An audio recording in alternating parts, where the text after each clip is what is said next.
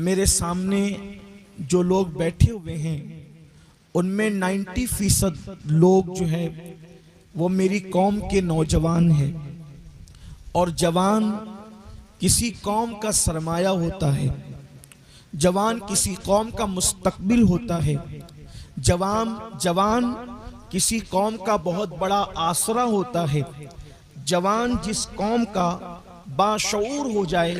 جس قوم کا جوان اس کے کردار میں تقدس پیدا ہو جائے،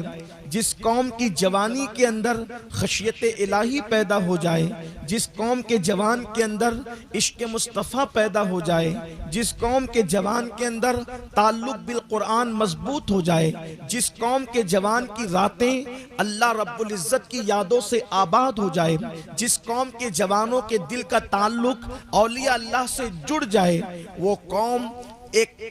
بڑی اور بلند قوم کی حیثیت سے دنیا کے اندر متعارف ہوتی ہے۔ اس قوم کی تاریخ سنہری حروفوں سے لکھی جاتی ہے۔ اس قوم کو کوئی مٹا نہیں سکتا، اس قوم کو کوئی تباہ نہیں کر سکتا، اس قوم کو کوئی برباد نہیں کر سکتا، اس قوم کی بیٹیوں کو کوئی بھگا کر لے کر نہیں جا سکتا۔ اس قوم کا تعلیم و تعلم کا معاملہ اوج ثریا تک پہنچتا ہے۔ اس قوم کا حال یہ ہوتا ہے، وہ قوم جس راستے سے گزرتی ہے لوگ عزت کی پلکیں اس کے قدموں میں بچھاتے ہوئے نظر آتے ہیں۔ ترقی انسان کو مال کی وجہ سے نہیں ملتی، ترقی انسان کو اچھے کھانے کی وجہ سے نہیں ملتی، ترقی انسان کو اچھی سواریوں کی وجہ سے نہیں ملتی، ترقی انسان کو اچھے کردار کی وجہ سے ملتی ہے، اچھے کیریکٹر کی وجہ سے ملتی ہے، اچھے اخلاق کی وجہ سے ملتی ہے، اچھے عقائد کی وجہ سے ملتی ہے۔ اگر کسی مرسیڈیز کاروں کے اندر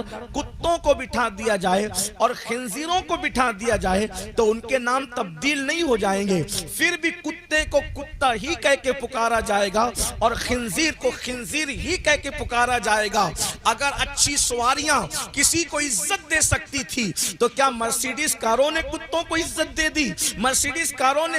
جو وہ خنزیروں کو عزت دے دی؟ نہیں، ہرگز نہیں۔ اور یہ بھی یاد رکھیں، اگر بادشاہوں کو کسی بیل گاڑی میں بٹھا دیا جائے تو بادشاہ بہرحال بادشاہی ہوگا۔ فرق اتنا ہے،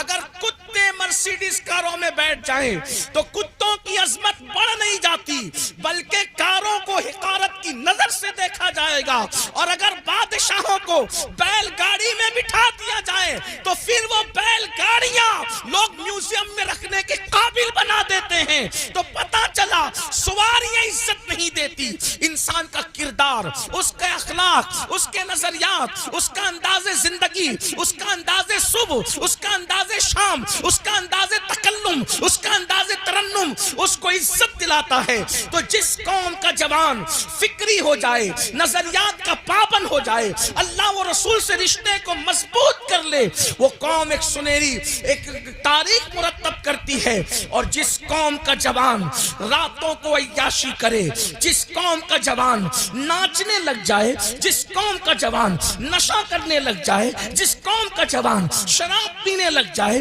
جس قوم کا جوان زنا کرنے لگ جائے، جس قوم کا جوان شادیوں میں ناچے، جس قوم کا جوان تاش کے پتے کھیلے، جس قوم کا جوان جوا کے اڈوں کو آباد کرے، جس قوم کا جوان پوری رات انٹرنیٹ پر